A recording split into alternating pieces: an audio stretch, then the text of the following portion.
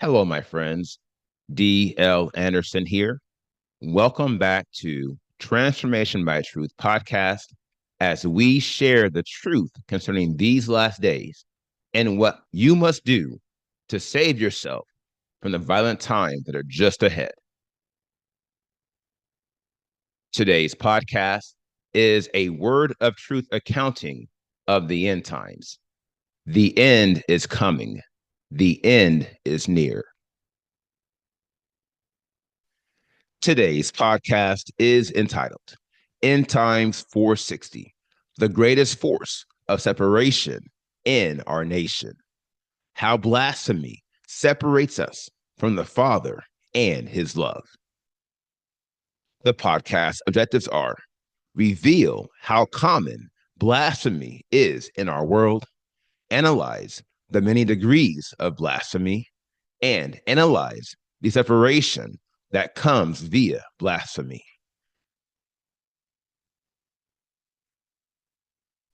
The many degrees of blasphemy.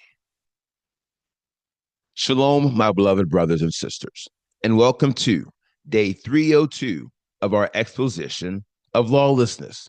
That's right, we've been on this journey for 300 plus days now, and I hope you are still enjoying yourself as much as I am, because we are still a long ways away from finishing this course. In the most recent podcast, we analyze the spirit of blasphemy, i.e., the critical degree of prejudice, and the final frame in its progression. Not only this, but we came to see how blasphemy of the set apart spirit is the one sin that will not be forgiven. For that reason, I spent a good portion of that lesson analyzing this scenario of blasphemy because it is the deadliest form. And yet, it is not the only form. And this is something you can clearly see by considering the definition of blasphemy. Along these lines, blasphemy is contempt or lack of reverence for Elohim or the things of Elohim. My dear friends, if you consider this carefully, you will come to the following conclusion, which I will offer as an inflection point. Blasphemy is not as uncommon as many might think. Quite the contrary. The truth is, blasphemy is as common as dishonesty. Now, although this may be uncommon knowledge, I assure you it is true. And we can come to see this truth quite simply by reviewing the progression of prejudice and contempt, a progression you should know very well by now. Per the table below, you can clearly see how dishonesty is the beginning of the progression of prejudice and contempt. You can also see how blasphemy is the conclusion of the progression of prejudice and contempt. It is the final frame. Here lies the connection. To wit, every degree in this progression is, in fact, an act of blasphemy, for blasphemy is the goal of the entire progression. My dear friends, we proved this in the most recent podcast, vis-a-vis the first section was entitled To Engage in Persistent Blasphemy. In that section, I stated, and I quote, the ultimate goal of contempt and prejudice is to cause you to engage in persistent blasphemy. Not only this, but I also revealed that blasphemy is defined by indignation, wrath, vexation, rage, and provocation to anger.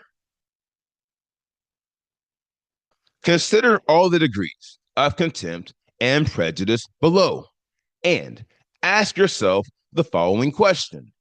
Do these degrees of lawlessness cause Elohim, or the Ruach of Elohim, to be provoked to anger, and or vexed, and or frustrated, and or enraged?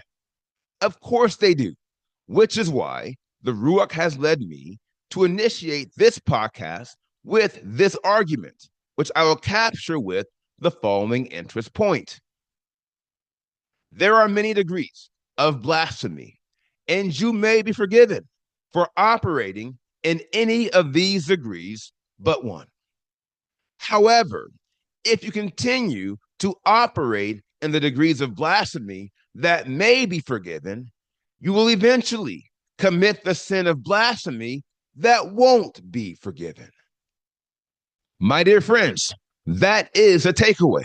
To it, dishonesty is a degree of blasphemy as it pertains to the progression of prejudice and contempt. Ergo, if you have issues with lying, you are engaging in blasphemy, and you will eventually reach a plane where you will not be forgiven. Alas, the set apart spirit will leave you and he will not return.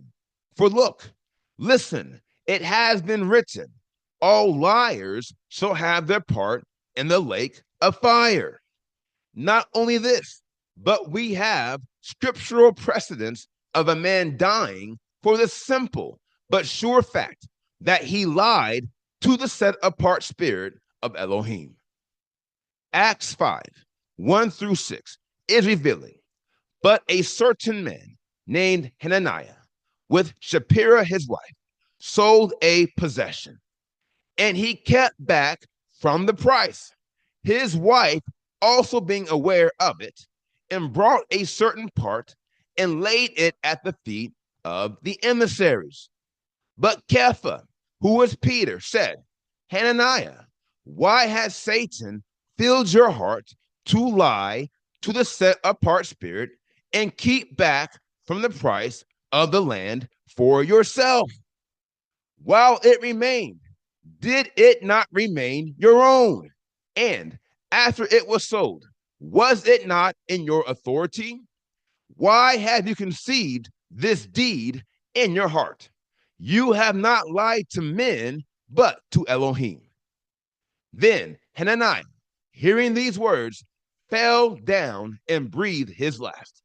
And great fear came upon all those who heard of this. But the young men arose and wrapped him up, carried him out, and buried him.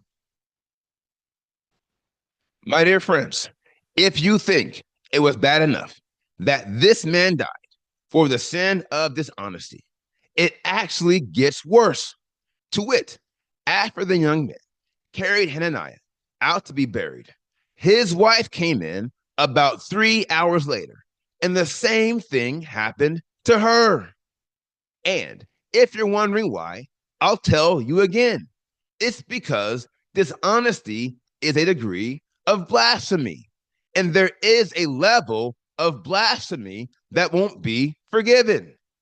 Ergo, there's also a level of dishonesty that won't be forgiven. And we see this clearly in the story of Hananiah and Shapira. My dear friends, the same goes for those who are amoral, who operate outside of the boundaries of the Father's will. To wit, there is a level of amorality that won't be forgiven. And the scriptures are filled with the tragic accounts of many who fail to appreciate this reality. The same goes for the unrighteous, the irreverent, and the defiled. They will all reach a point where they will not be forgiven. Here again, it is because these are all acts of blasphemy. And if you continue in them, you will eventually reach the tipping point.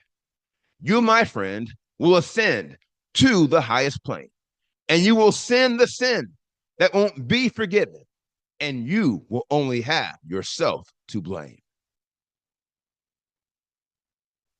Eliminating every degree of blasphemy. Now, the final matter the Ruach has led me to address in this podcast is sure, and it is also related to the matter of blasphemy. To it, we must take a closer look at the end result of this degree of lawlessness. Enter separation. Per the diagram below, separation is the final phase of the progression of prejudice and contempt, a key finding which supports the following interest point. The entire course of disobedience, doubt, prejudice, and contempt is designed to separate you from the love of Elohim and to make you his opponent. The reason why is sure, and I have touched on this in prior podcasts, vis-a-vis, if you are separated from Elohim in this life, you will be separated from him hereafter with all who oppose his authority and fall into endless death. Now, here's the thing you must always remember, and it is so crucial that I will offer it to you as an inflection point. It is nothing new, but it is something we often fail to consider during our most difficult tests and trials. Consider this. The only person who can separate you from the love of Elohim is you. Romans 8:35-39 is revealing. Who shall separate us from the love of the Messiah? Shall pressure or distress or persecution or scarcity of food or nakedness or danger or sword? But in all this, we are more than conquerors through him who loved us. For I am persuaded that neither death, nor life, nor messengers, nor principalities, nor powers, the present, nor the future, nor height, nor depth, nor any creature shall be able to separate us from the love of Elohim, which is in Messiah Yahushua, our Master. Now, this verse confirms my prior assertion that no one and nothing can separate you from the love of Elohim. Quite the contrary, the only way you can be separated from the Father and his love is by taking yourself out of his will in favor of your selfish desires, which results in a self-will. Not only this, but this dangerous course is also the genesis of your sinful nature. That is, the inclination to transact sin that we all have prior to our reception of the Ruach of Elohim, which is why we are separated from him prior to this reception. Along these lines, 2 of the 7 greatest enemies you will face in your quest for holiness derive from yourself. To wit, there is your sinful nature that is generated by the rule of self, and then there's also your self-will.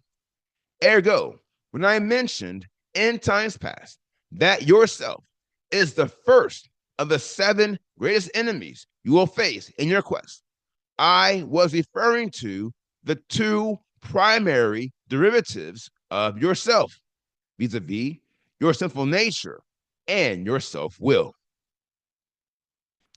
Now, as I mentioned in prior podcasts, you will defeat the rule of self by defeating the spirit of prejudice. And in doing so, you will immediately eliminate your sinful nature. However, there will be more work for you to do to eliminate your self-will. And we will discuss this work in a future series. For now, our focus should be on our sinful nature and how it is the primary reason why we are separated from the Father and his love. Ergo, the only way we can eliminate this separation and become one Ruach with our Creator is by eliminating every degree of blasphemy. For where there is no blasphemy, there can be no separation.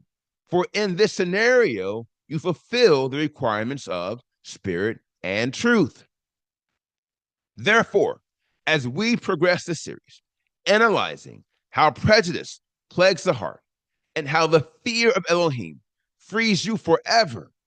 Always remember that this is the juncture in your quest where you gain the victory over yourself, bringing an end to the deadly course of self-rule. And upon obtaining this pivotal victory, you must never forget that the single source of everything that separated you from Elohim and his love is the imposter of self. And don't think the war is over just because you dethroned him or her. Remember, every degree and proponent of lawlessness will fight back, even after you defeat them. And so you must guard your heart from reverting back to its sinful nature and its selfish ways. And by the Ruach, I will show you how in the upcoming days. Now, here is the final word. I trust that now you've come to see the terrific dangers of blasphemy. Brothers and sisters, hear me carefully as I say, blasphemy is one of the two critical degrees of lawlessness that plays the biggest part in keeping you separated from the Father and his goodwill for your life. The other is defilement. Here we have another example of the great danger of two poisons when taken together, to wit, the combination of defilement and blasphemy not only guarantees that you remain outside of the Father's goodwill and his love. My dear friends, these two poisons, when taken together, will also ensure that you die outside of the Father's goodwill and his love. Heretofore, I recommend, guard your heart from every manner of defilement and every degree of blasphemy, and you will surely find a place for Yahuwah to reign on the throne of your heart, the same way he came to reign on the throne of your mind. Now, here is today's assignment. Meditate on the word you have heard today, and as always, ask the Father to reveal the truth to you. For the children of Elohim live by conviction, and if he has not convicted you, or if you had not heard him concerning these matters, you should pray until you do. Today, I want you to meditate on the word I have shared. Specifically, I want you to meditate on the many degrees of blasphemy and how every degree of prejudice and contempt is, to some extent, blasphemy. Now, it's one thing if you are operating in this manner of lawlessness via ignorance. But now that you know the extent of blasphemy, you must repent and you must appreciate a sure reality. To wit, all sin is sin.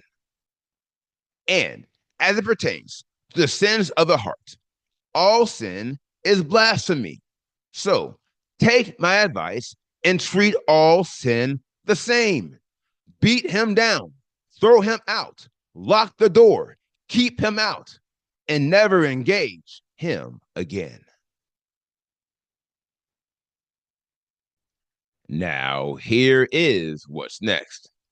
We completed today's podcast, End Times 460, the greatest force of separation in our nation.